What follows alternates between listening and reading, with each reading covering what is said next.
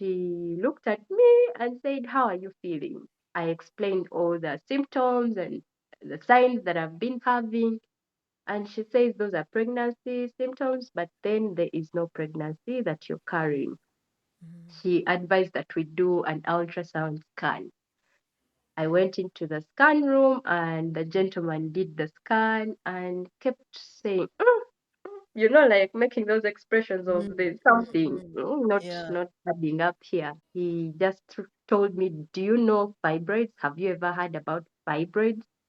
Mm. And yes, I had heard about them, but I didn't know much about them at the time, apart from the street vendors that would always, those herbalists that would sell the herbs for fibroids. They would be singing Yes, on the yes. streets. Onyebiziba mu lubuto. Ebizimba Munabana. This medicine can clear Ebizimba Yes. Munabana. So that's the vague Yeah. idea that I had in Mm. mind, and automatically I knew it's not something good.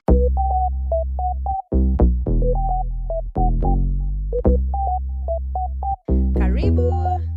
No way. Musibire muta. Mwasibye mutya. Amahoro. Agandi. Bible. Habari gani? Muraho. Sangonini. Kopango. Odeo. For those of you who are wondering what that was, these are some of the various local greetings found in East Africa's diverse languages. Welcome to She Center, the female podcast, where I dive into the issues and experiences that affect women everywhere.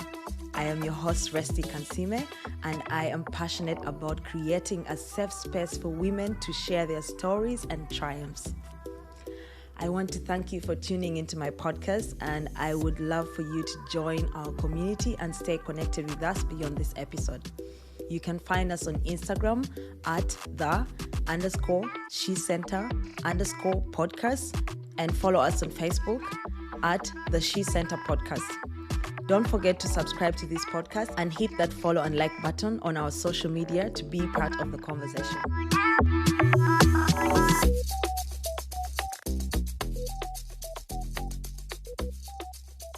There's a kind of strength that looks fine from the outside, the kind that shows up, smiles, and does the work, while quietly carrying something that no one around you knows about.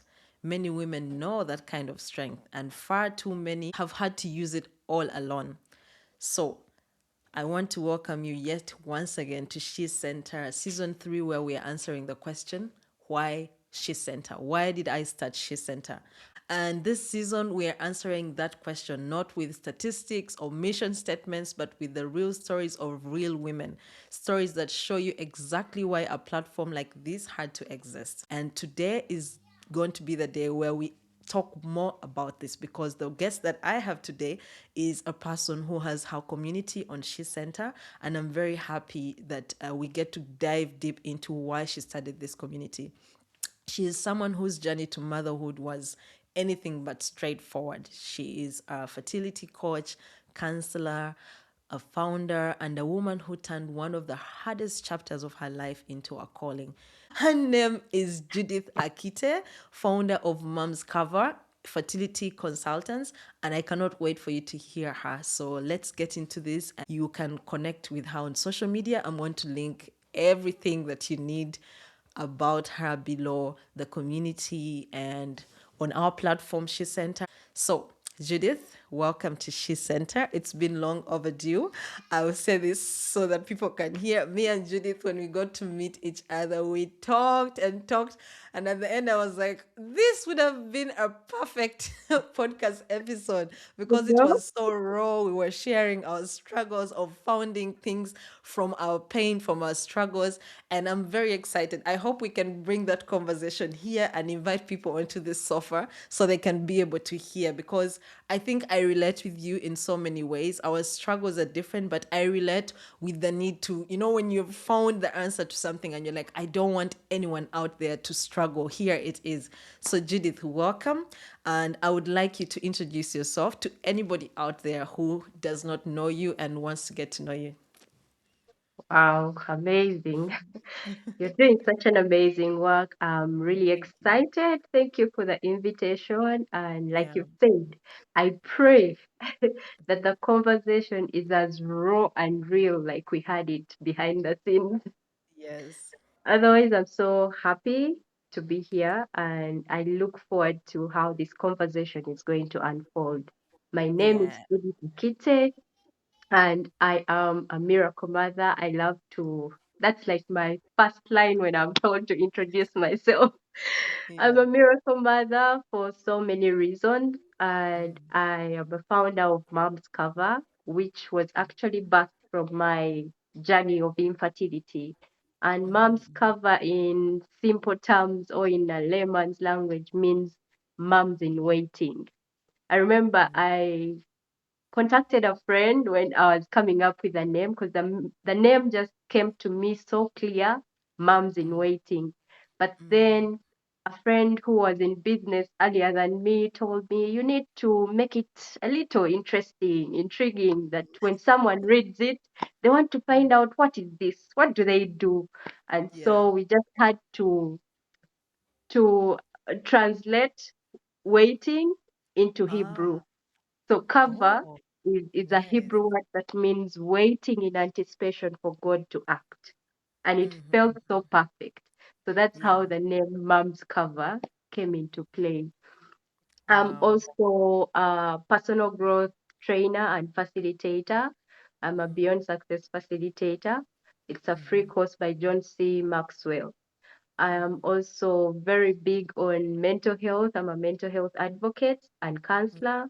I also support with fertility coaching and counseling for different individuals who are walking the journey to parenthood, especially those who are struggling to conceive. I Mm-hmm. support a number of hospitals. I may not mention them, but Mm-hmm. there's one in Kenya and there's one in Uganda here that I'm working closely with, supporting their couples through counseling. And it's a very pivotal and very important part of this journey that many hospitals would neglect, and they still do neglect that. It's very, True. very key.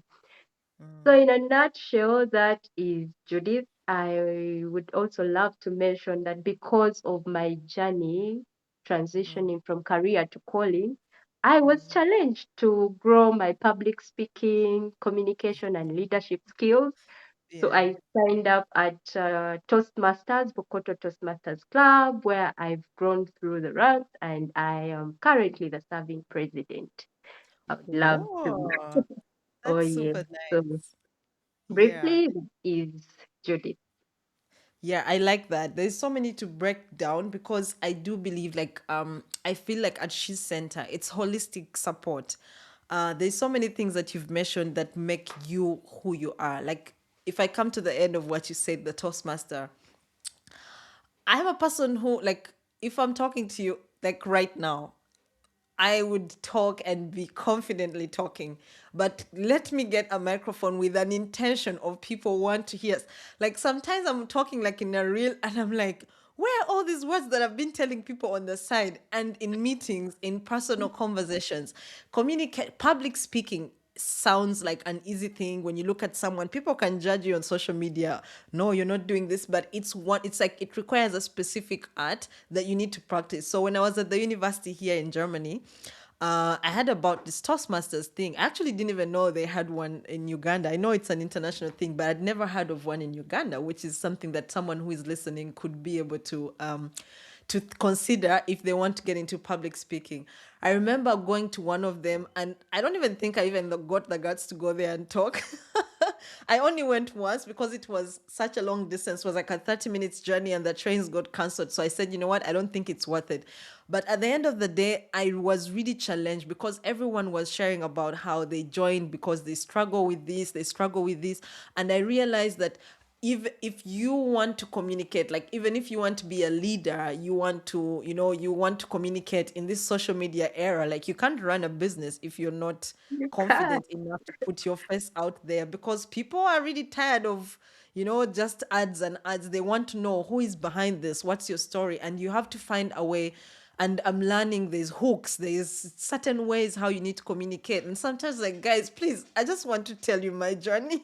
Do I have to make it exciting? Say it in 3 seconds, 5 seconds? I'm like, I want to talk for 1 hour. So it's something that I really like that you said that I want to dive deep into what life was like before you started this, because someone might just think, okay, Judith has just always been this girl who is going at it. What was life before this? How did this journey start for you? The journey of you walking, I believe, in purpose, because you look like this is something that you're doing because it's purposeful. What was life like before this journey for you? Life before this journey was me living through the phases of life. I went to school and did university, got a job, and now you're into the job market and you're growing through the ranks in your workspace until a certain point, which I think I mentioned in a blog post. That was in 2020. Oh, I think that's yeah. 2020 will never leave That's our yeah. minds. Everybody has a story to tell I about think it. everyone started like something, like everyone got an awakening in Oh 2020. my goodness, Yeah. it started way back, but like the real, how should I call it? The moment, the awakening moment was in 2020. And I Yeah. remember it was around the time when the country was under a complete lockdown, but I was an essential worker at the time. I was working with a bank and we were still working. But then at work, they needed to reduce the number of staff because of the distance and all the COPs. They reduced the number of staff and I had to go on leave. It was more like a forced leave because you're Yeah. not intentionally requesting for the leave, but the circumstances could not allow for us to all be at work. I took Yeah. 2 weeks leave, and during this 2 weeks leave, I was excited. You know, this is the moment you've been looking forward to. You're going to sleep, eat, wake up, sleep, eat. No stress of waking up early, no alarm clocks, just Yeah. sleep and rest and have it easy. But towards the end of the 2 weeks, I had been feeling pain earlier, but I kept brushing it off as fatigue. Maybe I'm just stressed from work. The pain just continued. It kept escalating and it reached a point where I could no longer like sit upright. I had to like bend a little or lie down on the floor, on the couch. And then I could not like get up straight because the back would really hurt so bad. And in a moment, I thought, why is like my body crashing all at once? Like, how did I not see myself getting to this point? So again, I just brushed it off as pain, maybe fatigue. Later, I had to report back to work. And when I got back to work, everybody was excited. Everyone was telling I had gained so much weight. In that 2 weeks, I gained 10 kgs. I used to be so tiny. I was about 52 kgs when I left work, and when I returned, I was Two 62, weeks. or even more. Because I remember the time I went to hospital, I was about 62 kgs. 2 weeks, imagine, it's like as if I was gaining 1 kilo each day. Yeah. Yeah. That was a bit scary, but it didn't scare me at first because I was always tiny. I was happy. Finally, I have some flesh on my body now. Yeah. Now the nyash is there. At least Yeah. now I'm looking womanly. I was happy Mm, about it. Unknown to mm, me was that it was going to be detrimental. Like I shared that when I went back to work, everyone was excited. Everyone was congratulating me, COVID baby. We are ready to buy Pampers. Everyone, what? including the clients that I was serving.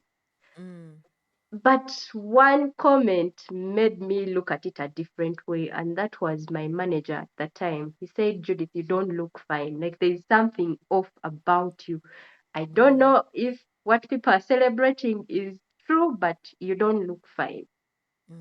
Now, in me, I knew during the lockdown, my partner was around, but I had tested for pregnancy and it was negative. So even when these people were congratulating me, I already knew it's not a pregnancy. Maybe it's something else. But later, I remember that day I went to the cleaner at the bank and I just told her to come with me to the washroom. When we went, I opened my belly up and showed her, and she was like, she confirmed, she confirmed you are pregnant. Maybe you did the strip test. Now you need to do the blood Yeah. test to confirm Yeah. that you're pregnant. Mm. But I was quite sure I'm not pregnant because we had done several tests and all of them came out negative. When she told me that my belly had grown big, like almost 5 to 6 months pregnancy, that's how big it was looking. What? I think that is what worried my manager when he saw that Yeah. the big Within stomach, two because it weeks. couldn't be that you left this How time big and, does the and in stomach 2 weeks get to now you're get? looking 6 months pregnant. What is After that? 2 weeks. Wow. What is that? So the Maybe cleaner they called thought it me. was COVID. It's like these kids are growing fast in the tummy. Telling you, I'm telling you, maybe the vaccine, whatever it was. So the Yeah. cleaner told me, you are clearly pregnant. Seeing your tummy, because I had the black line cross across from the rib up to the pubic area, like clear black line, big, you could clearly see it. And that evening, I remember when I was going back home, I branched near, there was a nearby medical center that I knew was good, at least from the way it looked and the way things were done there. I branched off and went there for a test. Even them, when they saw me, the first thing they asked for was urine sample, blood sample, and they did all these tests. Now, when the tests came back, they were all negative. And then I remember the doctor, she was female. She looked at me and said, how are you feeling? I explained all the symptoms and the signs that I've been having. And she says those are pregnancy symptoms, but then there is no pregnancy that you're carrying. She advised that we do an ultrasound scan. I went into the scan room and the gentleman did the scan and kept saying, like making those expressions of Mm, there's mm, something mm. not Yeah. not adding up here. So after he was done with the scan, I asked him, what is it? He just told me, do you know fibroids? Have you ever heard about fibroids?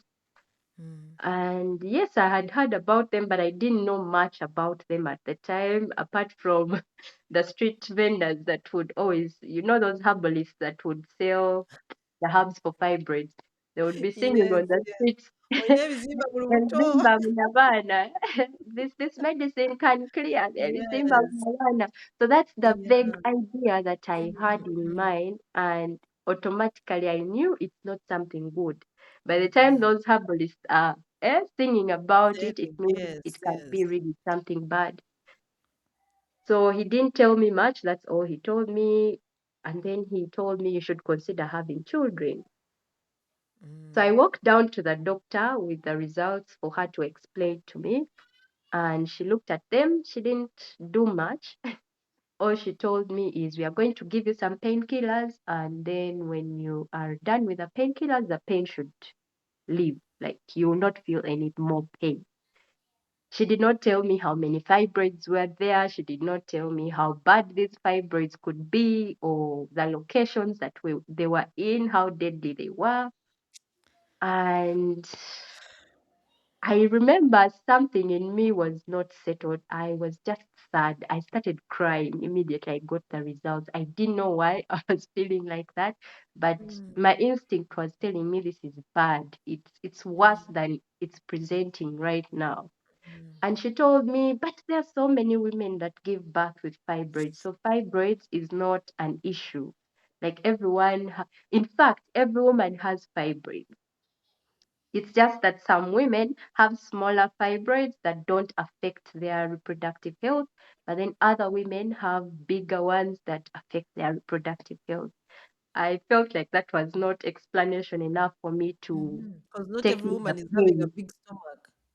Yes, because even the pain was there, the abdominal Yes. pain, the back pain, your feet are filling up, like you're having constant headache, you're dizzy.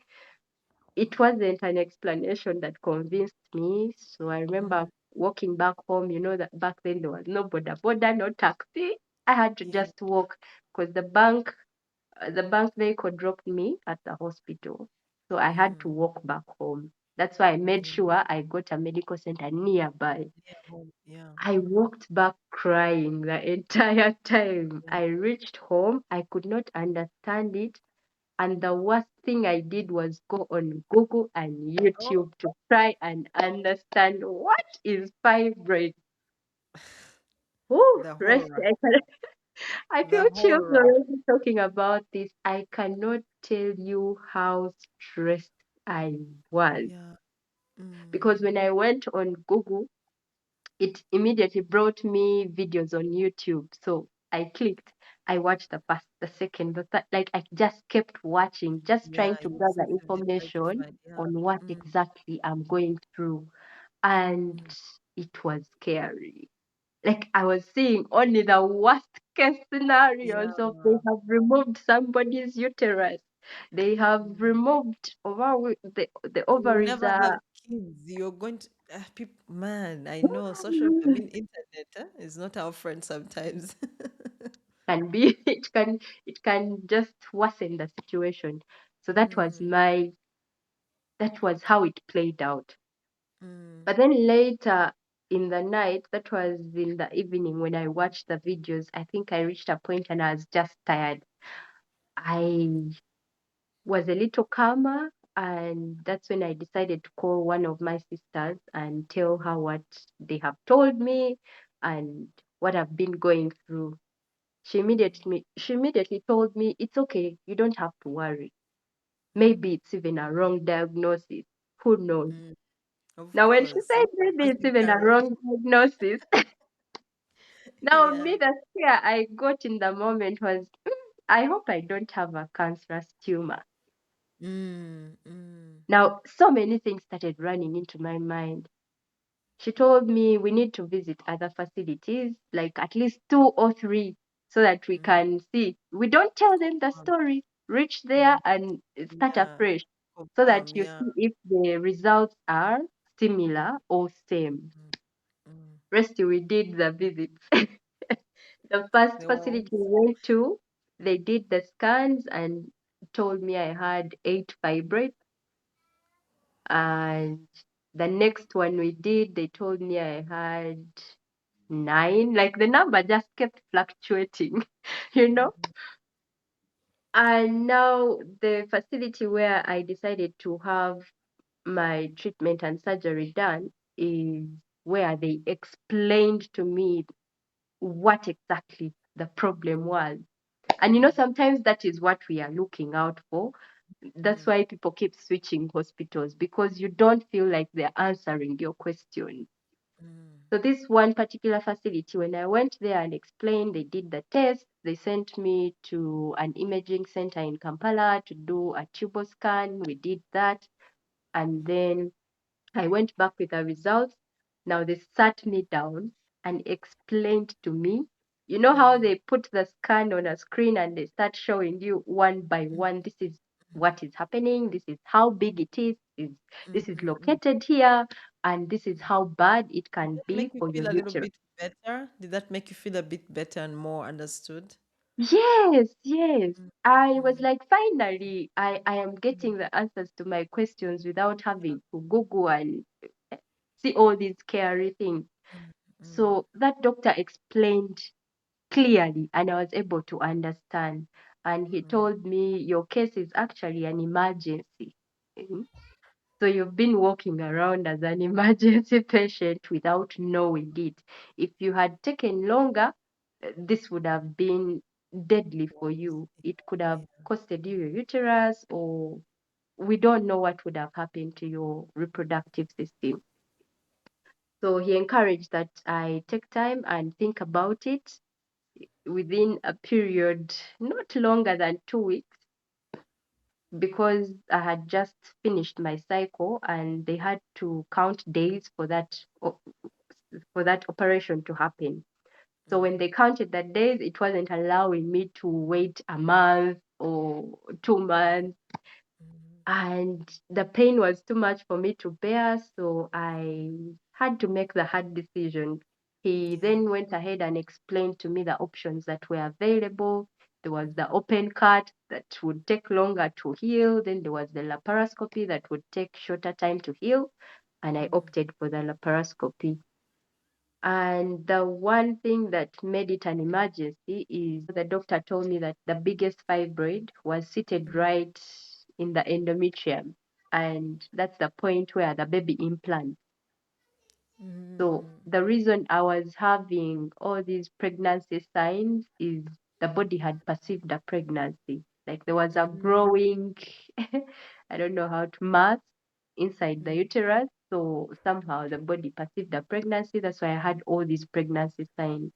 And then they told me it was as big as a fist if you combine the two, the one that was inside, and then the ones that were in the outer layer were also many, but they were not as big. Wow. So I agreed, and they did the surgery and removed the fibroids. All I of thought them, yeah. that was it. When they removed the fibroids, I had to go on sick leave. I was on sick leave for about 2 months, 2.5 months. Wow. And I thought, now this is it. Finally, the pain is gone. No more struggling. My periods will regularize. But alas, that was just the beginning of the journey I was about to walk, or that I had started walking to parenthood, to motherhood.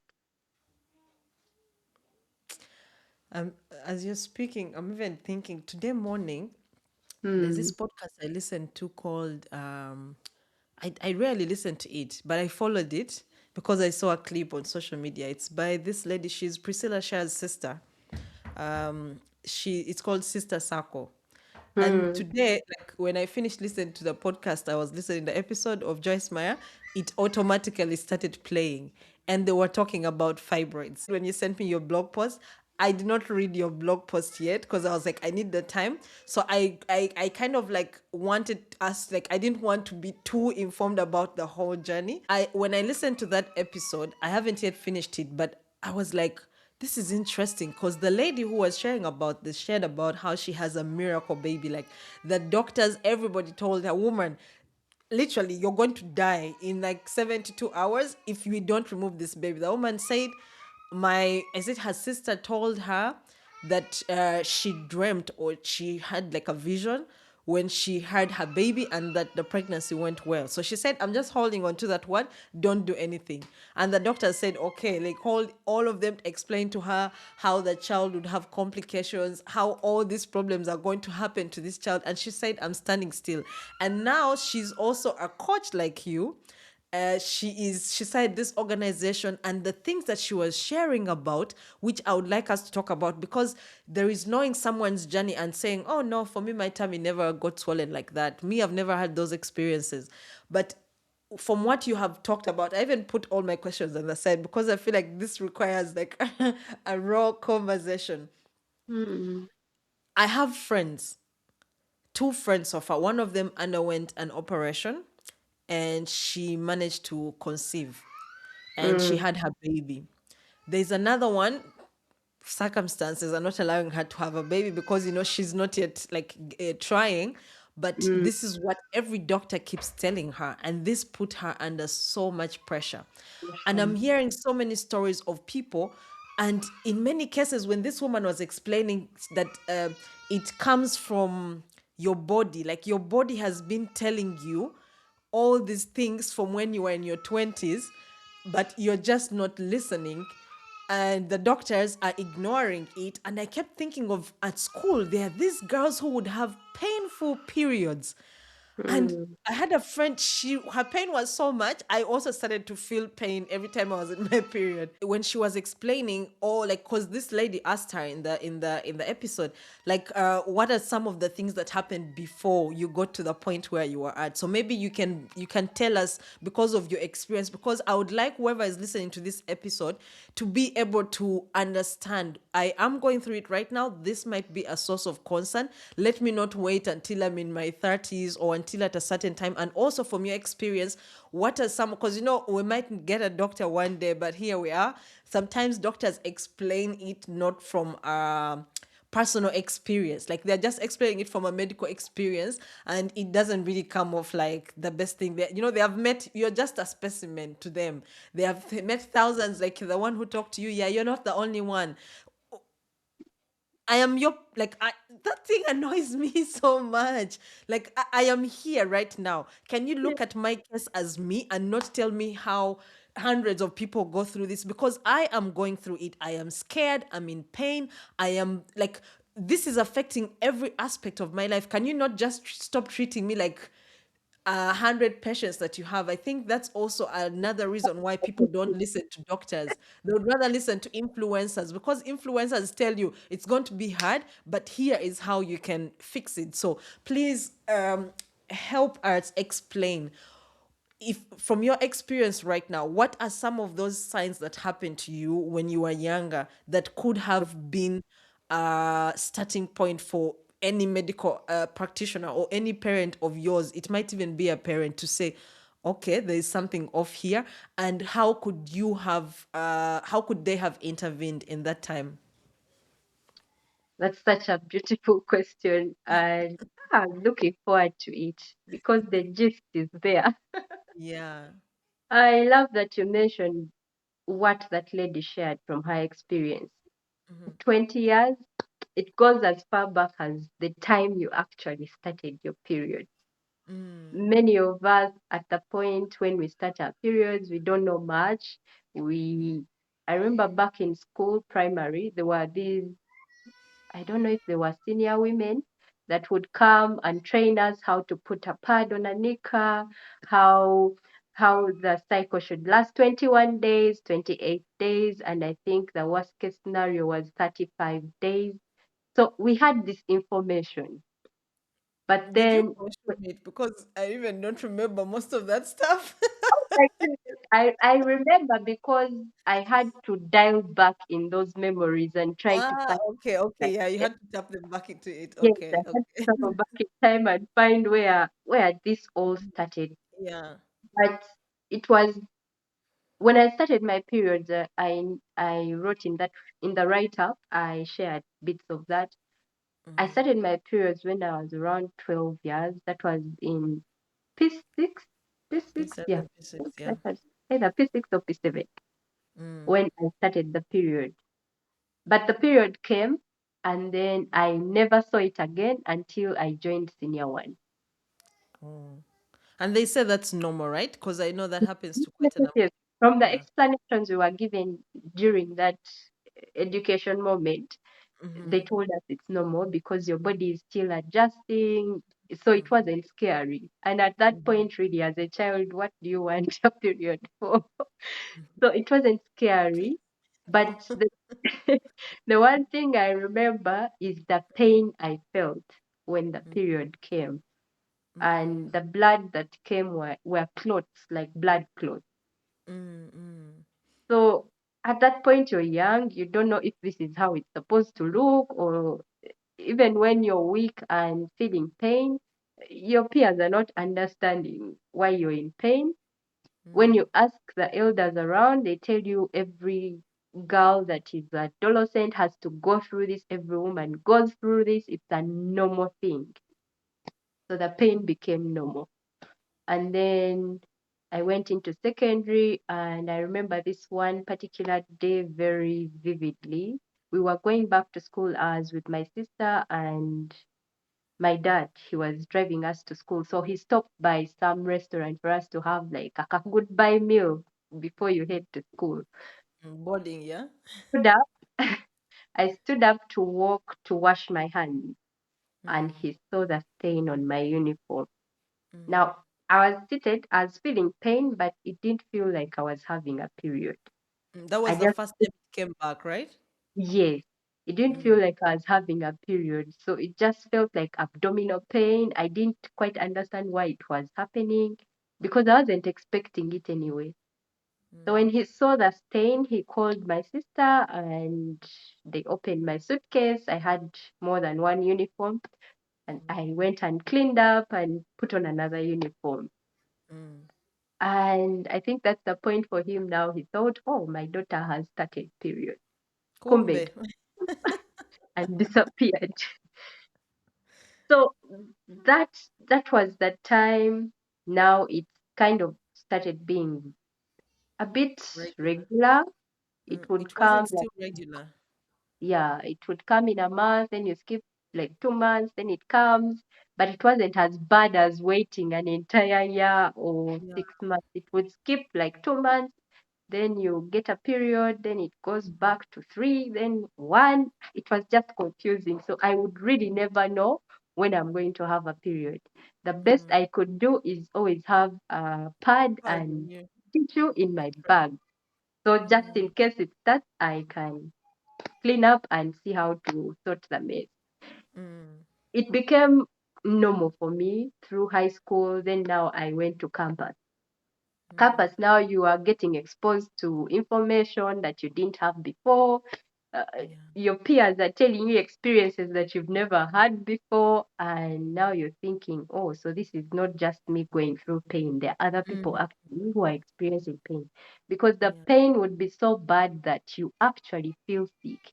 You're feverish, you're vomiting, you can't Yeah. sleep. It was just that bad. Guys, that It is was not really, normal. That's it not was a really normal period, the first apparently. 2 days. The first Yeah. 2 days were terrible because the bleeding would last for like a week Mm, or minimum 5 days. mm. And you're losing blood every day. Remember, this is a heavy flow. Like you're buying maxi pads, not these little thin layered pads. Yeah. But then Yeah. even the maxi pad in like a few hours, you feel like it's full. You need to change.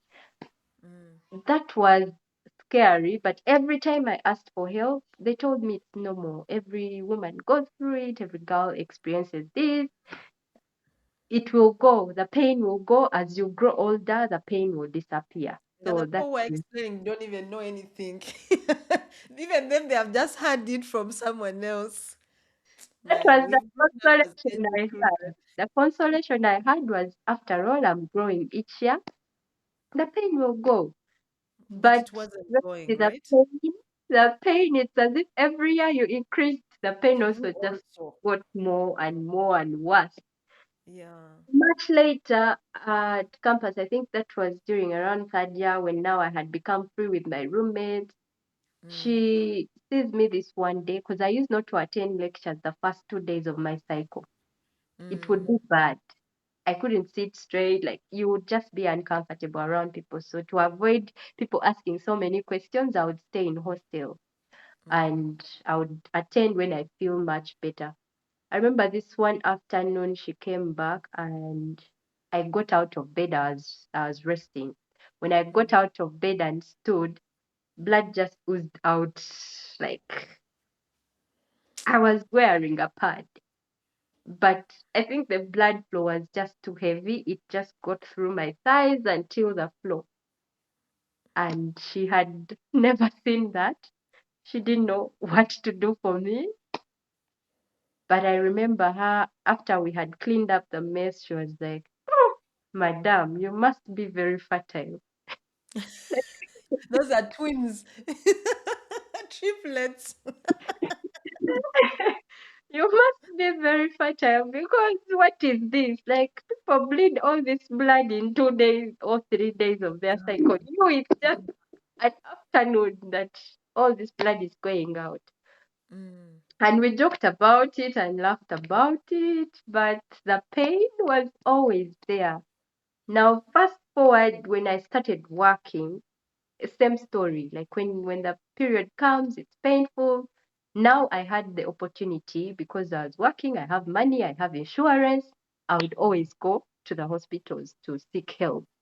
And they would give you painkiller shots, the painkiller tabs, and still they would tell you the same thing you've been hearing over and over again.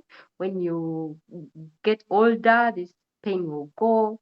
When you give birth, it will actually like completely go. What a myth. They told us that when you give birth, that pain disappears completely. Now you keep hanging on to that little hope that you have that the pain will go. It's until 2020 that I realized, oh my goodness, It's like never this going has to go not anywhere. started now. This The pain started, is just starting. it Yeah. started a long while ago. It's just that I wasn't informed and I didn't get the right help that Mm. I got to this stage. So looking back, when you say that secondary schools need to find a way of informing children, Sensitizing. especially Yes. even boy Yes. child by now, it's interesting. Mhm. It's Mm. interesting that even boy child experience some of the things that can affect their fertility. I remember Mm. hosting one of a fertility specialists in last year's Moms Cover Summit, Fertility Awareness Summit, and she shared a very devastating story of how a boy was playing football.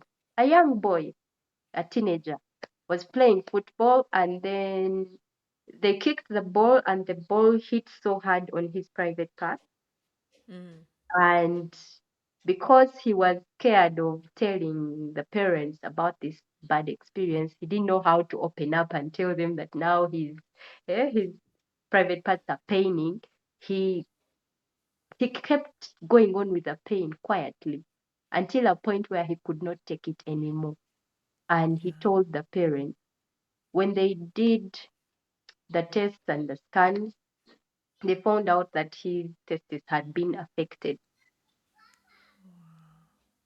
Now they did the surgery, but the thing is, the reports came back, and I think the parents did not take the initiative to ask more questions. They thought the problem had been solved.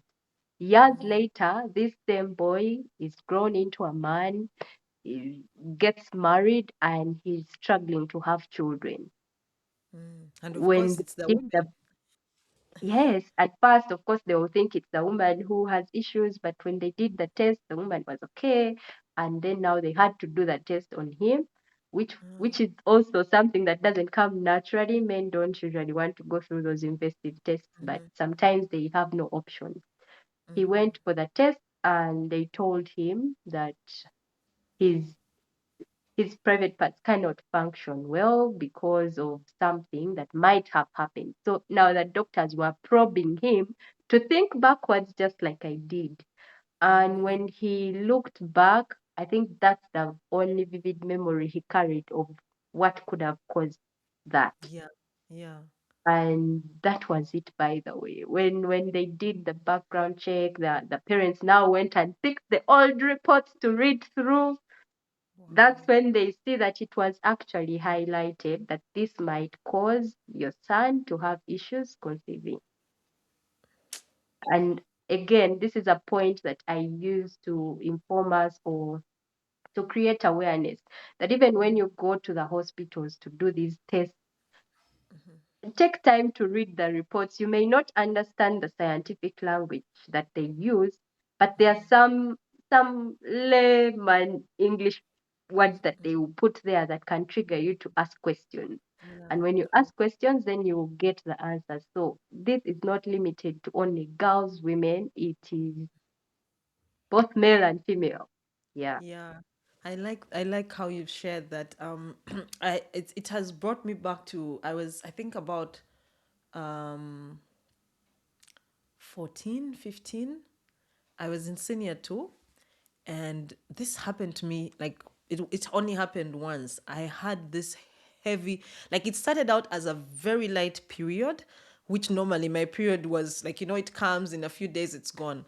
But this time around, the period came, it was very light. for the first normal days, and then eventually it became heavy, so Mm. heavy, Judith, I became yellow. Mm. I could not walk from here to there. My pad would get full in minutes, and I was at school. And you know how the diet of school is: posho, beans. And then, I could barely walk. My friends literally had to carry me to like point A to point B. mm, And I remember staying at school, and you go to the doctor, they just, I don't remember being in pain. I don't remember having pain, but I mm, remember being so weak. And then the period went on for 3 weeks. And wow. imagine, in those 3 weeks, 2 weeks of them were heavy.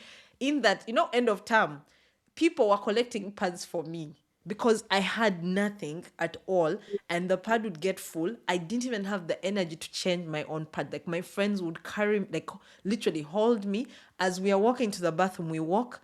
After like 2 minutes, I sit down. Walk 2 minutes, sit down, because our bathroom was like about 5 minutes walk. It used Mm, to feel like 2 hours. And I remember after that, I went back home. Eventually, like, the period started to, like, reduce. And eventually it went, but it lasted in total about a month. But the mm, 2 weeks in the middle were too heavy, and there were clots, like heavy clots, like throughout, like for like 2 weeks. No one has ever explained to me what happened.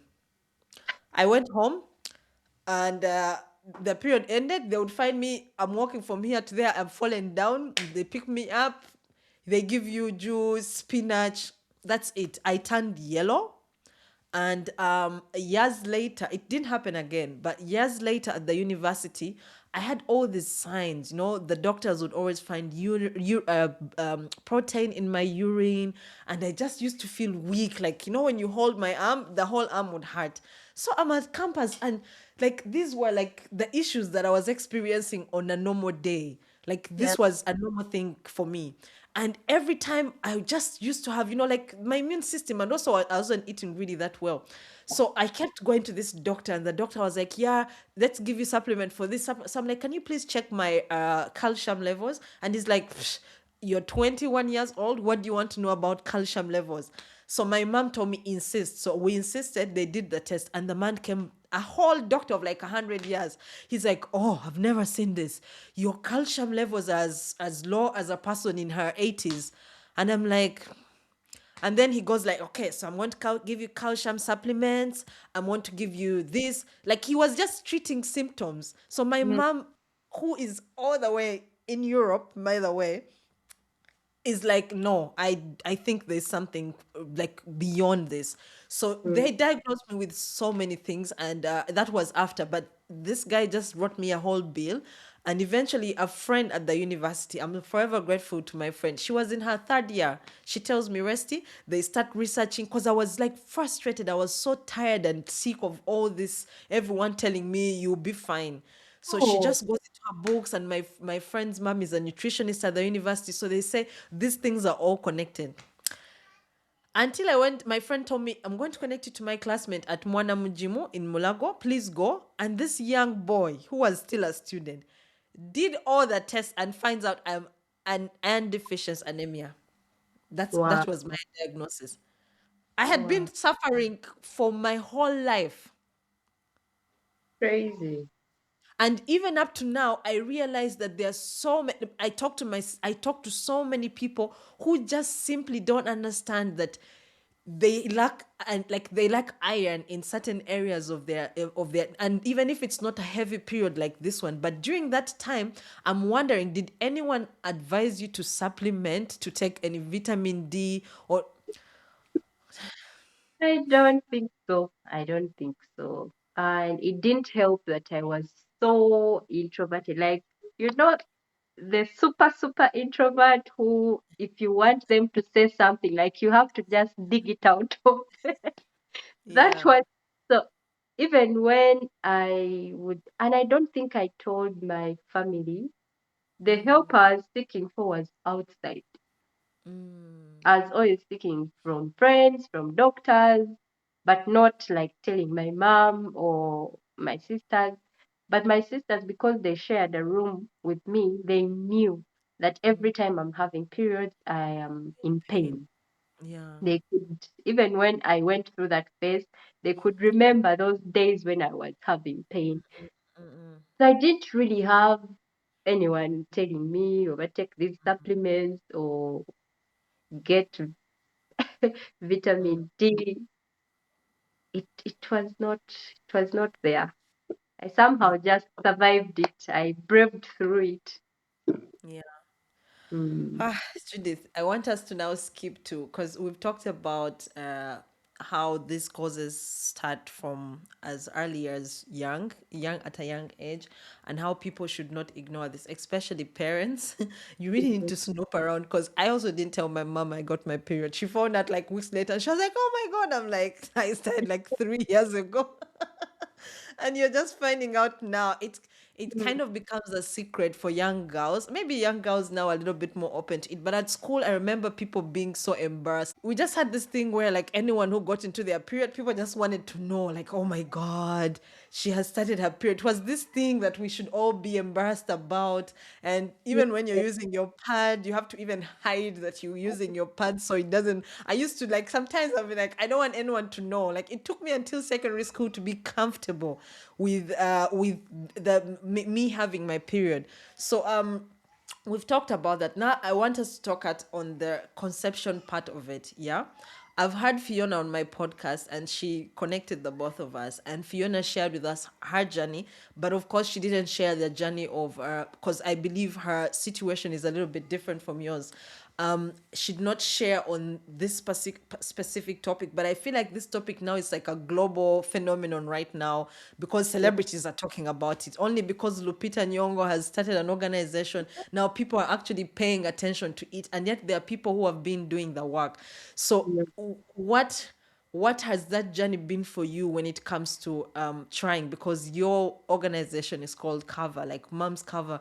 What has that journey been for you? What role has faith played in this experience for you? Wow. I can confidently say that I got to where I am today because of the faith aspect in that journey. You know how you reach a point and you cannot share with your friends because they don't have that problem. Most of my friends around that time had children. So even when I shared with them, they would sympathize, but they wouldn't really understand the problem or how to even help me. Yeah. And family, same story. Nobody had struggled like that. The faith aspect of this whole journey is the reason I am here today. I had shared with friends who had children at the time. All my friends, like my close friends, the ones we call inner circle, had children at the time. So even when they sympathized with me, they didn't quite understand how to help me. Same Yeah. thing with family. And I struggled through it, not knowing what to share and what not to share. Yeah. And then there are questions coming from your friends, but you over like working, you're so career oriented. When are you having children? Like the pressure started coming in, but it was not at least internal, it was external. And that I could contain because as long as I'm okay, I don't really want to take on the pressure from outside. But again, there's a way it hits on you when these issues started coming, one surgery after the other, one diagnosis after the other. I was also diagnosed with PCOS, which is also a hormonal imbalance kind of diagnosis. It's so attached to it. And they had told me that my eggs, when my eggs are released, they grow, but then they don't mature. So that is also part of the reason why the conception took longer. So for the eggs to mature, they had to give me those boost shots, like they would inject me on the belly so that at least they support them to grow to maturity, to make our chances more. Now, all these things I was just finding out, like, you know how you think of the worst case scenario and then it happens. And then you Mm, think of another and then it happens. Because right from the fibroids, next it was blocked tubes. From blocked tubes, now they're telling me you have this condition. And then now infection. Then now this, like, it was just one bad thing after another. And it got me to a point where I no longer wanted to go out. First of all, I wasn't the person that was so outgoing. Now, even the little effort I was putting in to be out there was robbed away from me. And yeah. I would just stay by myself. And you know, when you stay alone, the chances of you thinking positive, they I've are noticed at all. more. You always think Your about, brain be fighting against you. yes, yes. So I would stay by myself all the time. Yeah. And during day, I was vibrant. I would go to work, smile for the clients, do my work, and then get back home. The moment I open that door, I start crying because I'm sad. I am Yeah. so broken. I don't know where to take all this frustration. It was Yeah. difficult.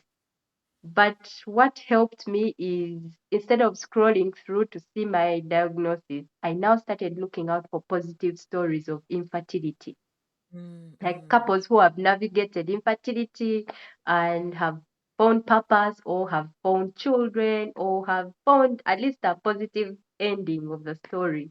And I mm. got a number of them on YouTube. There's this musician gospel artist in Kenya. She's Wanjiku, Evelyn Wanjiku. Yeah, I I've heard watched about her. Yes, stories. yeah, I've heard about her. Then I watched a number of many more stories that gave me the positive outlook. My Mm, perspective totally changed on how I was going to walk the journey. I started journaling more. I loved journaling, but at that point, I didn't have the energy to pick a pen and a paper. you don't want to But even listen to your emotions. but Yeah. after looking at these people, listening to the stories and watching them blossom, like how they lightened up when things got better or when they understood their situation better, it also Mm, made me reflect and look at it differently. I started journaling my thoughts. Even on bad days, I would like write them down. Maybe I'll share screenshots with you just so people can see the real experience of what this is like.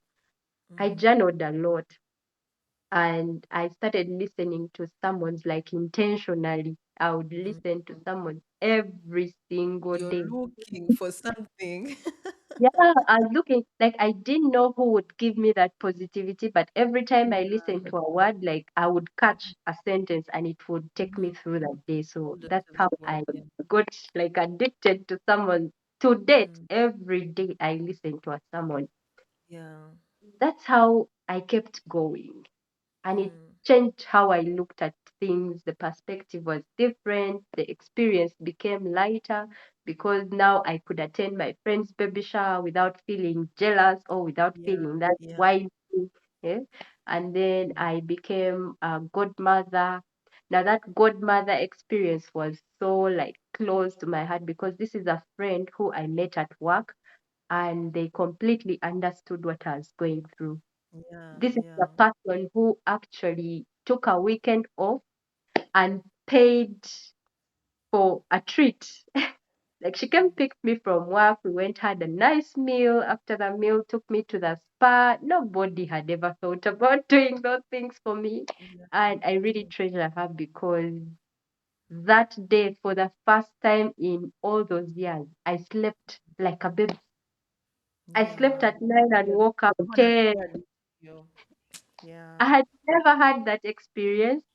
Mm, And when she gave me that experience, it just felt like I could actually do this more and be happier. yeah. The self care people talk about that we Mm, often mm, don't even take serious, it yeah. changes everything. It changes Mm, everything. Yeah. yeah. Ah, man, I'm thinking of so many times when a friend tells you they are going through something and you're sending them links and all this advice you're giving them when all you need to do is just to be there for them and Yeah. help them their mind away because all the information you're giving them, they already have read it. We all have the same chat GPTs, we have the same AIs, we have the same content. So I think this speaks also to as a sisterhood. Mm. And this is something we can talk about your community. Um, it's important to find people who are walking the same journey as you. I've had Cheche here. I don't know if you know Cheche from from the Vessel is Me.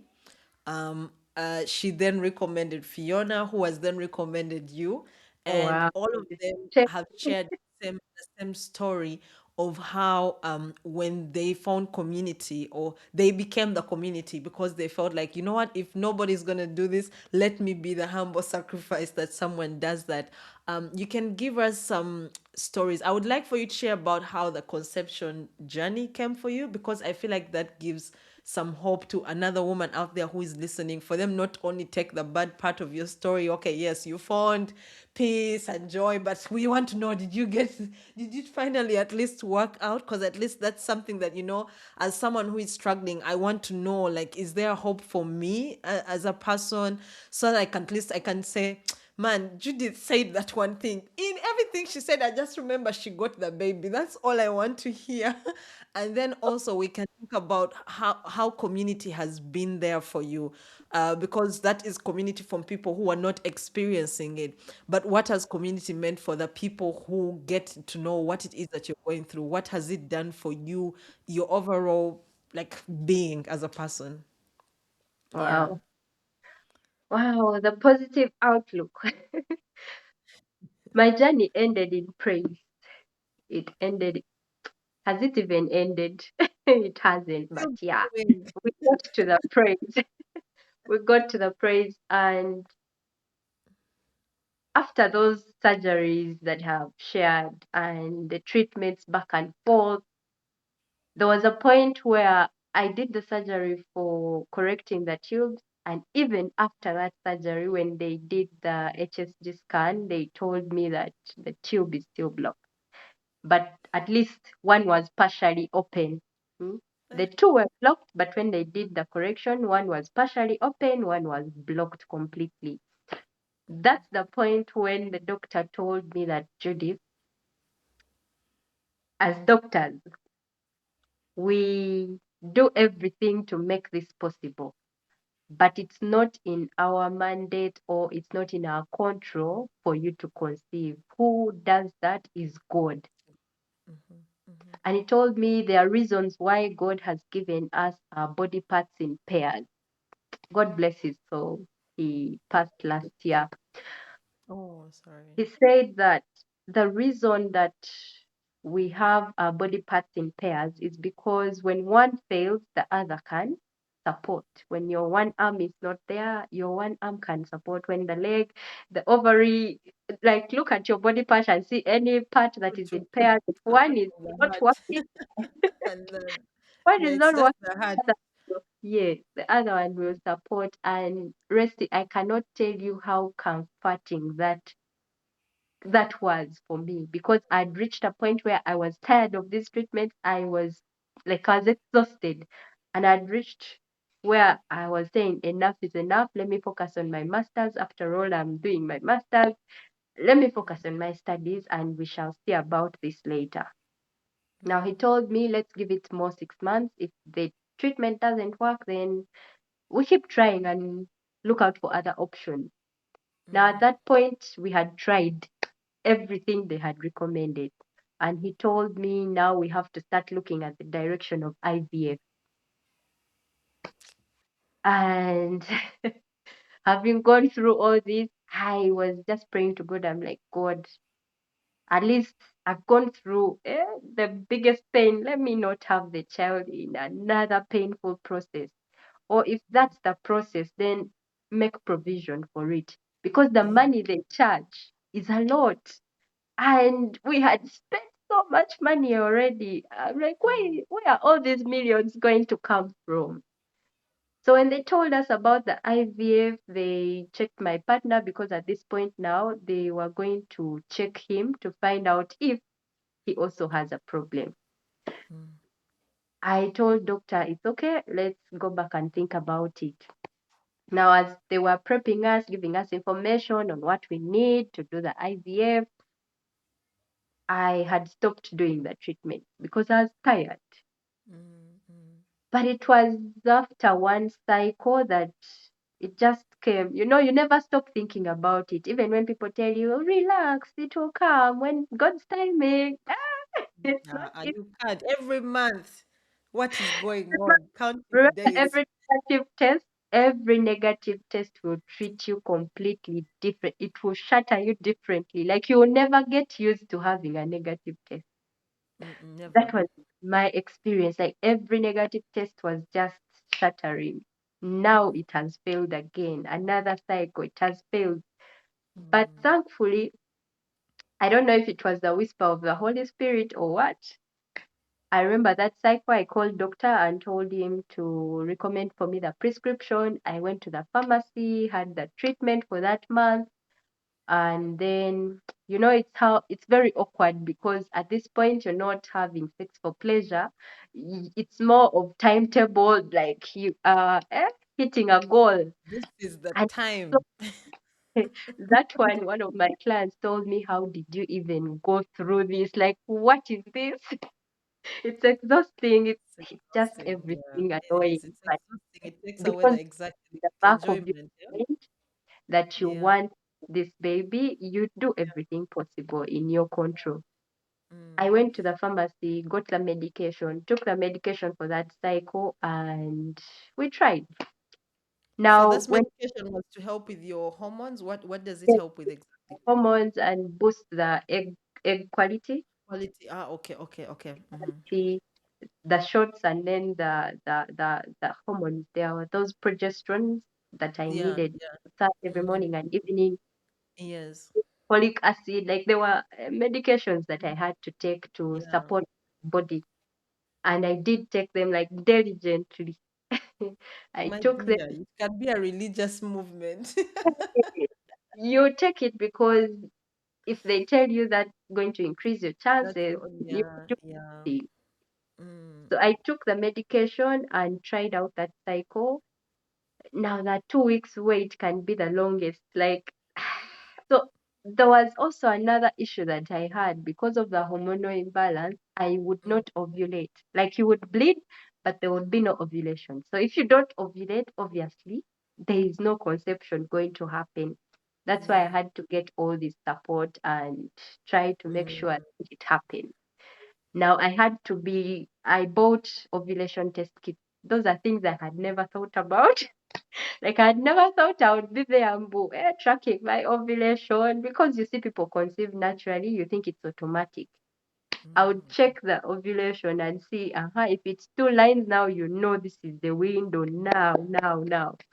Yeah. And after the 2 weeks wait, I check and it's a negative pregnancy test. Mind you, before that test, like before that cycle, I'd gone for a prayer session, deliverance prayer. Mm-hmm. And the priest had specifically stood in front of me and prayed and told me, he actually said, if I come and stand before you, it's because the Holy Spirit has led me to you. Mm-hmm. Now, Mm-hmm. whatever I'm going to say, it's not me speaking, it's the Holy Spirit. So take it and believe it and pray for it.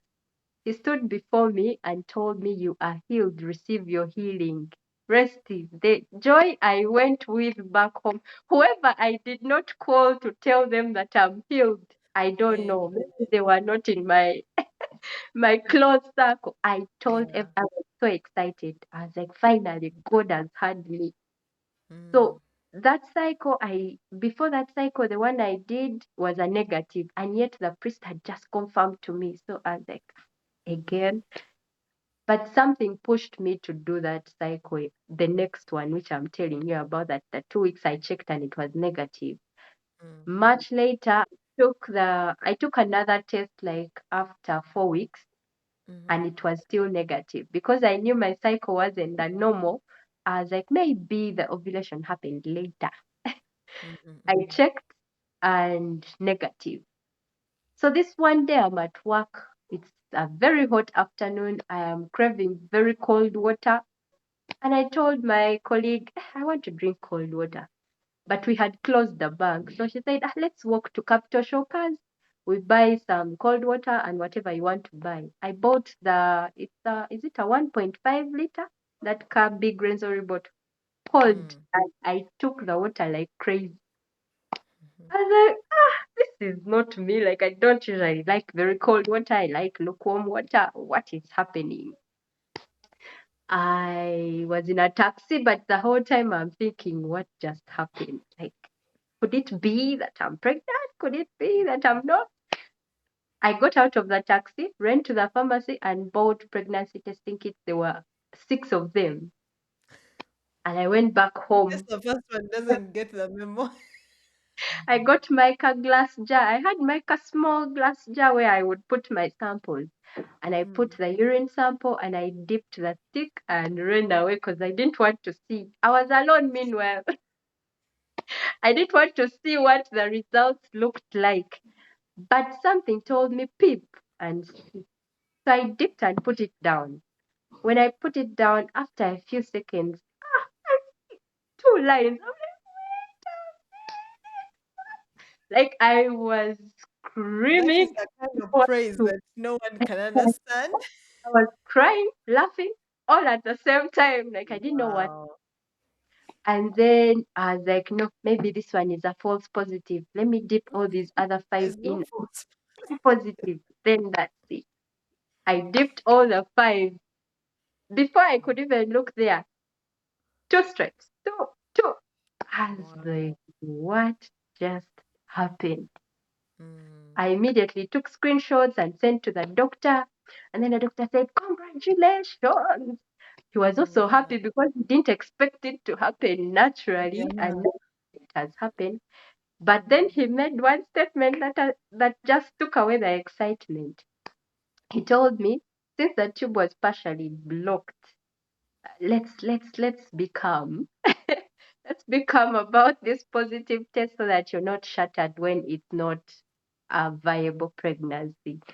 Let's wait for about 6 weeks. Then we have our first scan to confirm that the baby is in the right position, that everything Mhm. is okay. My goodness, I waited. Those weeks felt like years. They were not ending.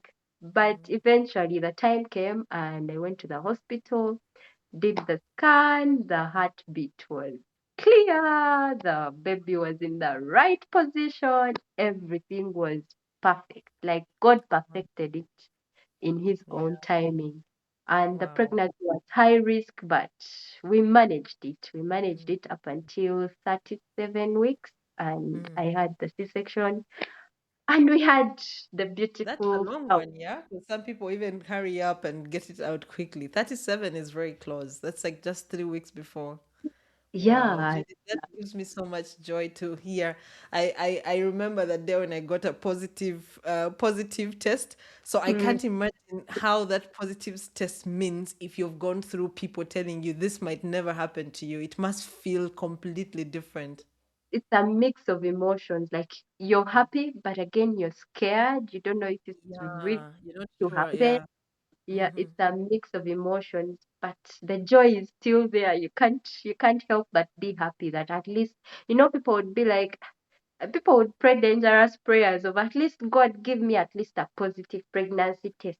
If Yeah. Oh no, I that's not enough. had no at any one point I was able to get pregnant, I was so cautious not to make those dangerous prayers because it can turn out to be your reality.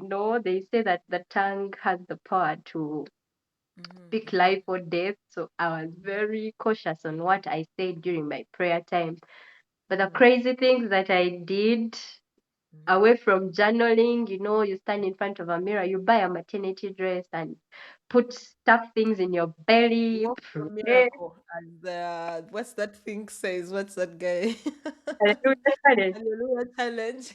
By then I didn't even know it was there, but it's just some weird thought that comes to you and you just Mm, want to mm. have It this. helps you. I think it's like a mentor. It trains your mind to be positive. And I think Yes. from what I've learned from getting pregnant, your the mental state also affects the pregnancy, because then it affects your, the hormones that are supposed to help you. So many people don't think about that. I think that's why also many people get, they get miscarriages, because they are going through like a really hard time, because Yeah. your body is already having it, and then it's telling you, no, we can't carry this pregnancy. So I think that was a very good experience, and that was a good decision to just imagine yourself with your big belly.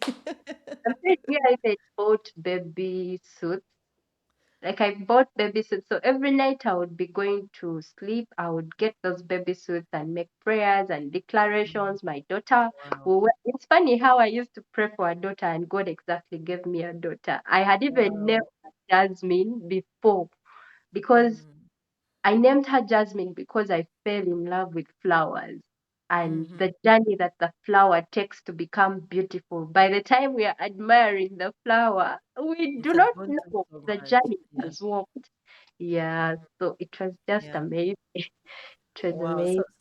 that it gives me so much joy to know that you had that experience, and I know you probably have many more experiences. Blessings to Yeah. God.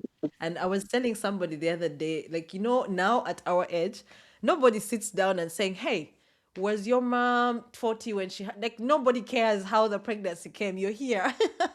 So Hi. eventually the kids will grow up, and they will not sit down and ask, "Oh, mommy was going through no, you had the baby, and that's all that matters, whether it was through IVF, whether you waited 20 years, whether you waited. At the end of the day, you had the baby, and that child is going to grow up and become like, give birth, and you have like generations of children, From and no God. one will talk about what you went through to get that baby. So now I now understand, as a mom, I now understand why moms are very protective over their children. They're obsessive. There's a lady we met when I just moved here. Her child was like, I don't know, she had just had a baby. The lady was in her 40s. Yeah. This woman wouldn't let anybody hold her child. Like, everyone was like, yeah, that's a child of old age. But now that I'm older, I'm thinking probably this chick had paid a lot of money to get this pregnancy. She was You're obsessed with her protecting kid. treasure. You're Yes. protecting She treasure. couldn't let the kid even sit. Like, she was holding her and breastfeeding her the whole time. And people were just, these younger people were just saying, "Oh, this woman, she just needs to let go." She couldn't even let you hold her child, because she knew what she went through to get that baby. So, guys, sometimes you just have to let people be when they don't want you to touch their children. Okay, so Judith, I would like us to talk about community, because this is something that I really feel strongly about. Mm.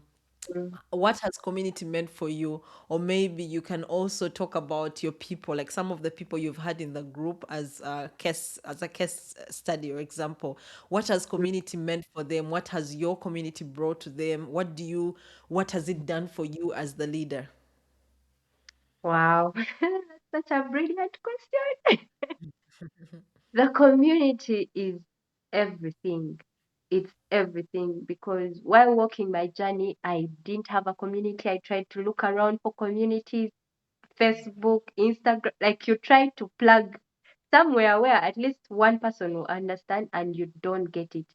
It frustrated me a lot. Every time I would sit in a queue waiting for the specialist, we would be like so many. Some come But as God is couples, so some big. as individuals. We would be so many waiting for this fertility doctor to come, and none of us would be smiling. The best people would do, they would be scrolling the phone, reading a book, or just there glooming. And in my head, I thought, but there should be someone like a go We need each between. other. There should be a go between who helps us who are waiting feel lighter so that by the time we walk into the doctor's room, we are ready to receive whatever is good. You know how you walk into the hospital and they give you these heartbreaking results, but when you walk out, you are on your own. Nobody cares how you're going to get home, whether you're Yeah. going to stand in the road and get knocked because of the devastating. Nobody cares about that. So that was a light bulb moment for me. Already when I was going through my journey, I saw that as a gap. And I knew that even when I run away from it so much, there will be a point in time when I will have to do that. Yeah. So when I thought about it, I I was like, since I have had, because in my journals, I wrote things like, God, help me discover my purpose through this pain, help me find my calling, like, show me why I have had to go through all this pain. And now God started bringing convictions through sermons, like everything would come so crystal clear. Now, Yeah. the time when I actually decided to start was when I listened to a sermon titled Courage to Change Course. It was a sermon by T.D. Jakes, Bishop T.D. Jakes. I was about And to ask, is it TDJX or Stephen Pratik? yes, and in that preaching, he was talking about Moses' story, how he was supposed to be killed, but then God had a purpose on his life and he was put into the river and got on the other side. Like everything just started making sense for me. And then went ahead and shared how Moses struggled with speech, like how to articulate words. And that was me. Like the reason I was delaying doing this was because it doesn't come natural to me. Like this is not something I want to do. It's going to push me out in the public. I love my private time and my private moments. But when I listened to that sermon, and then he kept mentioning that 8 is a number of new beginnings. When I checked the calendar, it was 8th of February. I was like, there is no way this is a coincidence because it wasn't a sermon of that year. It was a sermon of years back, but it just came in my feed. And I was like, this is the Holy Spirit whispering what I should do. So that's when I called up the other friend that I told you about. When the name dropped in my mind, Mom's in Waiting, I called her and we came up with Mom's Cover. And then I started building the community, not for me, but for the people who are walking the journey. And also for me, because I'm still on the journey of healing. I created the community. We started with a LinkedIn audio event. I contacted a friend of mine. God bless her. She was my fertility nurse at one point. She's called Letitia, Mrs. Owere. She loves being called Mrs. Owere because she is a newlywed. Yeah. And she immediately understood the vision that I carry. And so we started collaborating. Every event that we have, we co host it with her because she understands where we are going as Mom's Cover. And she also does fertility coaching for other people. She's also part of the Mom's Cover community. So we started walking this journey, and people would log in and listen and ask questions. But then on LinkedIn, the audio event was removed. So that option was no longer there. I thought about it and said, this must continue. It shouldn't stop because this has stopped. That's when I thought of a WhatsApp community group and I created the WhatsApp community group. Now we are about 30 people. 30, yeah. I created the WhatsApp group. Some people are part of the community, but not in the group because, again, it's it's it's up to them Sensitive. to choose. Some of them prefer to be supported outside of social media. They don't want to appear anywhere because Yeah. someone might spot them that they are going through this and stigmatize them. So I'm okay with people who don't want to be part of the WhatsApp group, but are willing to be part of the community outside online. We started the community. I remember one of the ladies reached out through Google. She just told me she went on Google and searched for fertility coach African. Like she was in the US, married there, but she's a Ugandan, but was struggling to conceive, had a miscarriage, and they were having issues with their fertility journey. Even the man had his side of the struggle. So she just wanted someone who understands to walk her through the journey. And my name popped up, like, Wow. yes. And remember, I had just started sharing my story then. That was in 2024. I was just figuring out how I'm going to do this, how, like, Yeah. so that was God's way of confirming to me that you're on the right path. I Yeah. will guide you, like, I will order your steps. She reached out and we had a chat. She told me her story, very painful story. And immediately it felt like we had known each other for forever. She trusted me to walk the journey with her and actually made payments for the coaching sessions. We had a few coaching sessions and guided her through what to do, like emotionally, lifestyle wise, what you're going to eat, your sleep patterns, the basic things. And she implemented them. Guess what? 6 months into our coaching session, she tells me she's pregnant. They did an Wow. eye and That it was can be so satisfying. oh goodness, like that was the best news ever. Now that wasn't the first. The very first was the one I did pro bono when I was still in my job. I was just supporting because people knew I had gone through it, so they would recommend their friends. And this lady, I took her through the journey. She went and had the surgery, they corrected her tubes, and a few months in, she conceived. Now, she carried the pregnancy up to 7 months, is when she found out she was carrying twins. Like, she didn't know she was carrying twins. What? At 7 months is when she found out she was carrying twins. Like, those were the calls Wow. God kept giving me that you are on the right Yeah, track.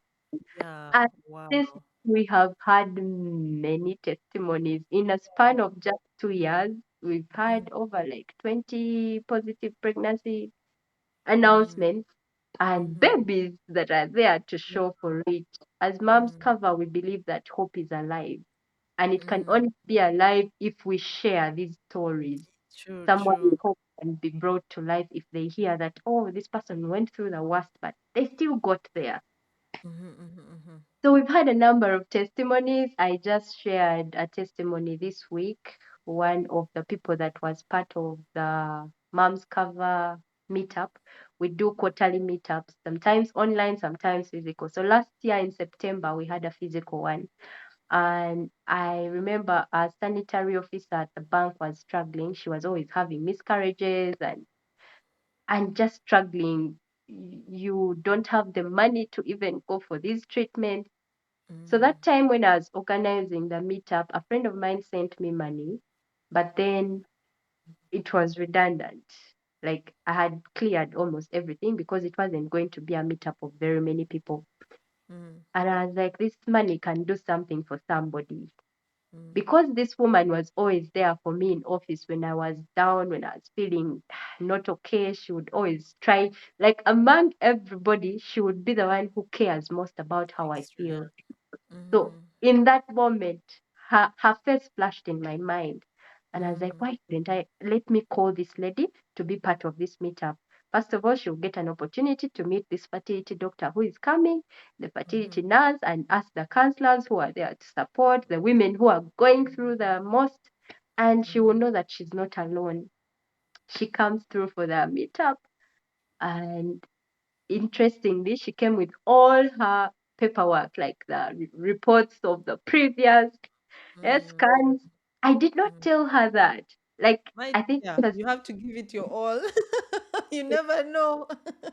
her instinct. She just came with her results, and I introduced her to the doctor and the nurse, who is Letitia, and they talked through it. They guided her.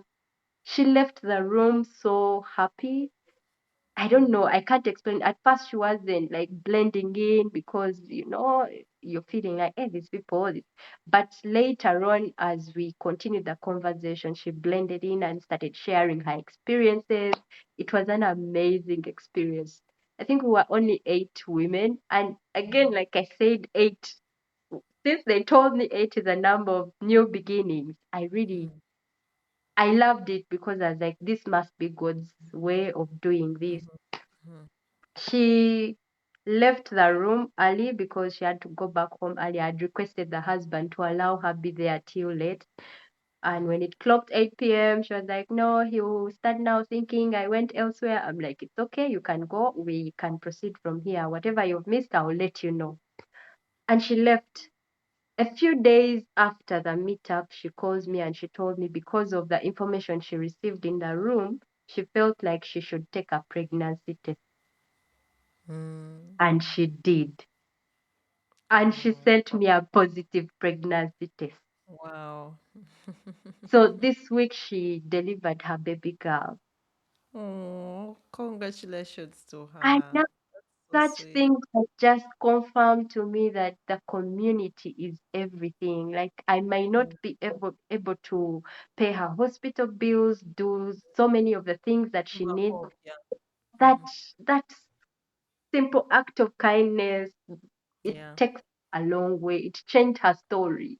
I know Yeah. that right now she's so grateful because she was in Yeah. that room that day. Yeah. Because when we found out she was pregnant, everyone was interested in walking the journey with her. The doctors were Hmm. supporting her with these treatments that she may not have got had she not been in the room. Hmm. They were Hmm. supporting her with the scans, just so that first trimester is like Strong. Yeah. smooth Yeah. for her. Mm-hmm. And it's such things that just solidify the reason to have Yeah. communities. And we've Yeah. had a number of babies. Last year, we received two babies, Hmm. and Wow. we're believing for more. We are believing Hmm. for more. Yeah, And they're sometimes the coming. end They're goal is coming. not to have a child. In the Mm. community, the end goal is not to have a child. Yes, you may have a child, but as you walk along this journey, we want you to grow outside of these negative emotions. So we support you. We want you Mhm. to grow in your career, in the Mhm. space where you are, so Yeah. that you are like any other person who is pursuing purpose and life. You're not just Yeah. focused on having a child. Yes, Mhm. it's a good thing to have a child, but as you wait for the child, what are you Mhm. doing with your life that will lead you closer to that True. end goal True. that you want? So that is what the Oh, community that's is about. that's so encouraging. It's so encouraging. And ladies, if you're listening to this, and we have kept the best part for the almost close the end of the episode, but I hope you get to listen to the end. Just to let you know, Judith's community is on the She Center platform. You just have to go look for She Space on the homepage, click into it, and you'll find Mom's Quava there. I'm going to put the link in the description. Please join the community if you are waiting. As you have said, the waiting is not for pregnancy, it's for whatever it is that you're waiting for in life. You find a community, you never really know. And as we conclude, there's something that you said that's very important. When we walk the journey alone, this is what I believe. When you are struggling alone, you might have all the answers from the internet and all the brochures because you want you not to keep your things a secret, like not to be vulnerable enough to come out and say, guys, I need help.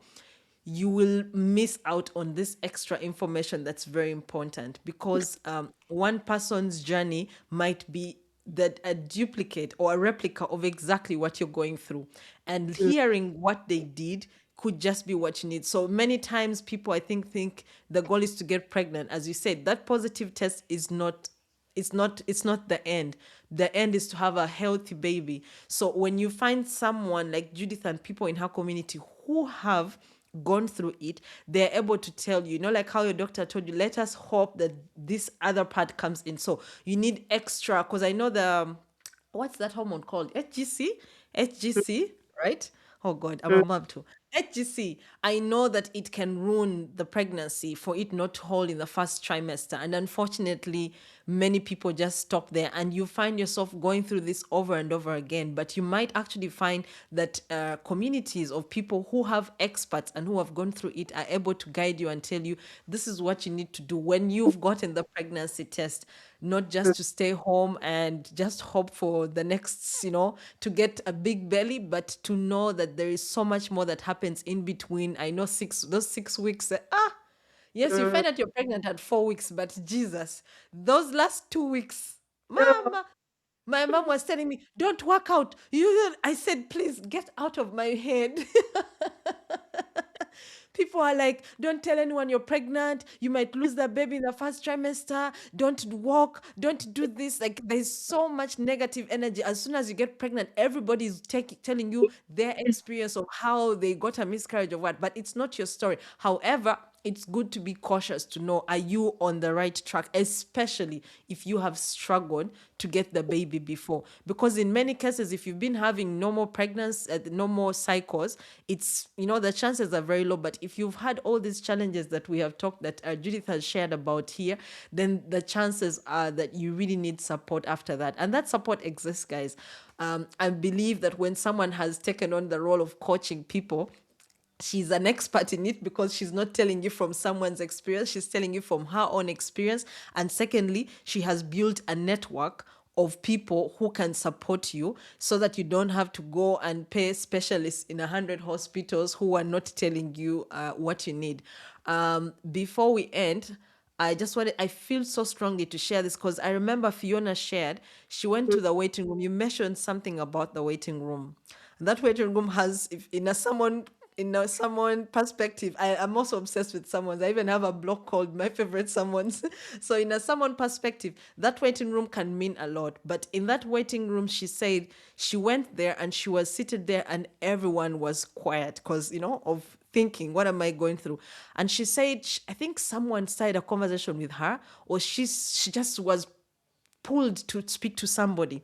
And when she talked to that somebody, eventually she found out that this person had been to some doctors and they had ruined her opportunities of conceiving because they kept doing the wrong procedures on her. And she was able to help that person and guide them to the doctor who had helped her. And yes, by the time she got there, they told her, oh, yes, the doctors that you've been going through have not been doing the right thing, but we can help you. So it's also to speak to any woman out there. That waiting room is the source of all your future joy and information. If you find yourself in a waiting room where you're waiting either to get an IVF, you're waiting to get checked if you have fibroids, make friends, guys. You don't have to even join Judith's community. Just say hi. Be the bold one to say, hi, guys, how are you? Because that person right next to you might just be the person who has all the answers to your problems because they have been ahead of you. So don't be shy. Don't keep yourself in your room and hide and be embarrassed. This thing is not even something to be embarrassed about. We want children. So don't be shy. Don't be embarrassed. I think at this point, it's nothing to be embarrassed about because really it's not your fault. It's nature's way of telling you you're not in control here, but at the end of the day you can find solutions and help. So Judith, I would like you to speak to a woman out there who she's probably just found out that she has fibroids. She has probably gone through all the operations. The lady I was listening to today was saying every operation they do, they take something from you that Yeah. affects your how do they call it, like your immunity. Is it her intestines or something? She said every operation they did, something bad was happening to her. And then there's this whole genetics in play that she found out later that was affecting her. The scar tissue was more on her case. So I know that there are people who are just really tired. They're Yeah. tired. At some point, you just say, I don't want kids anymore. God, I just want to be fine. Like, I just want to not be in pain. So please speak to any woman based on what you've been through. And yeah, encourage them as we finalize so that they can also like sum up what you've just said in just a few minutes. Yeah. Well, I can resonate with the lady that had the scar issue because that is the issue that I had. Like the scar tissues from the previous surgery caused the blockage of the tube. So I can understand that it keeps as if you do this thinking it's a solution, it brings another problem. But to encourage a woman out there who is in the wait or who has just found out this very heartbreaking news is that God cannot give you a mountain that you cannot move. Like He has given you that mountain to show others the way, to show them that, yes, this can happen, but you'll get over it. Like He will move that mountain for you. He will move it through you so that others can see that, oh, Judith went through all this, but finally she had a child. And moreover, naturally. And it didn't have to be naturally. Oh, I'm not saying it should be natural. Your journey could be different and it's an IVF, but the end goal is the gift that He blesses you with. And for some women, it might not even be that you've given birth, like from your womb. It could be that you've birthed a community that is supporting other people. It could be that you've birthed an idea that has changed system in the hospitals. It could be that you birth, like so many things that God can do through you as you navigate this difficult journey to parenthood. And I've also learned that parenthood has no linear progression to it. Like there are some people who will conceive in an instinct. There's some who will struggle through year after year and they're not conceiving. It's different for everybody. But the major thing is what your heart carries as you walk that journey. Are you absorbing all the negativity and containing it? Or are you absorbing it and finding ways you know how you squeeze a sponge and remove everything and just let it Yeah. be dry so that it's more sophisticated and bouncy. Yeah. That's the I feel you should carry on this journey. This is not here to kill you. It's probably to bring out the greatness that you carry in you that you have never ever thought about. In my case, my voice. I got back my voice through sharing my infertility story. I've shared with people how shy, how introverted I was, but sharing my story has built confidence for me. It has Yeah. built, like I've sat on panels, I've had podcast interviews and Yeah. conversations that I would have never had I not walked this journey. So that journey is difficult, it's painful, but it is shaping you to who you're becoming or who God actually intended for you to be. We have settled for less because we don't know any better. But today, look deeper in your journey. That diagnosis is not the end of it. That diagnosis is the beginning of the journey of your Yeah. becoming. Yeah. Thank you so much, Judith. That is indeed a very great way to end. Judith has said something I keep turning over, and that is our bodies always communicate when something is wrong, and that enduring pain is not part of, it's not a badge of honor. Like, you're not supposed to go out there and struggle with the pain that you're going through and not seek the support that is needed. So I think about how many women across East Africa are sitting with that same quiet weight right now. And I'm grateful that there was a woman, there are women like Judith and Fiona and Cheche from Vessel Is Me, who have turned their own pain into a place where others don't have to walk alone. So Mom's Cover is live on She Center. You just have to go to She Space on the homepage and go to the tribes. And if you are on a fertility journey, if you've been there, or if you just know someone who is struggling, yeah, go find that community. Head to She Center, find Mom's Cover, and you'll be able to find Judith and her community. And her contact details are there, guys. That for me, my goal is to bring for you community support, information, and resources, and connect you to the people who are able to, the services that are necessary. This is why She Center exists. It's not just a concept, but it's a place where real women find each other. We find each other, and through Fiona, who was a previous guest in the last season, I met Judith, and it has been an amazing experience because I am happy to know that there are people who are doing this work out there, because I'm not alone. And when we come together, we do this work. So thank you guys for listening. If this episode spoke to you, share it with someone who needs it. This information was too much. I cannot wait for it to come out because I can think of so many people who I want to share this episode with. So please follow, leave a review, and come to the She Center platform to find many more services that you can receive from people. You have been listening to She Center, and Judith is going to continue giving us this information. Guys, I'm here to help you empty Judith's head and bring all the information. We started a co-creators, a She Creators initiative, where we are trying to particularly, we asked anyone to reach out to us, but I also have a specific group of people who I follow on social media who I see are doing amazing work, and my goal is to reach out to them because I might have a different number of people following me, and Judith has a different number of people who I might be able to reach. So together we are able to reach If you reach 10, I reach 10, at least we have 20 or more than 20. And that's what social media should be for, because at the end of the day, let us just let us put that in front of everyone. And that requires us to collaborate. So I know that this is going to be an amazing episode. I know that it's going to bring change and impact. And I greatly know, Judith, that your impact is beyond East Africa, it's beyond Africa, it's beyond the world, maybe even in space.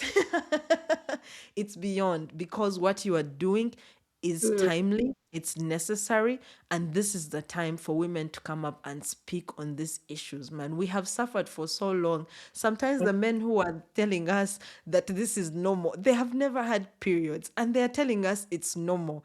You do know what a period Yeah. means? Like, do you know what it means to have cramps? And you're telling me it's normal, guys. If you, I repeat this, and I think we need to, Judith, we need to make a carousel for this.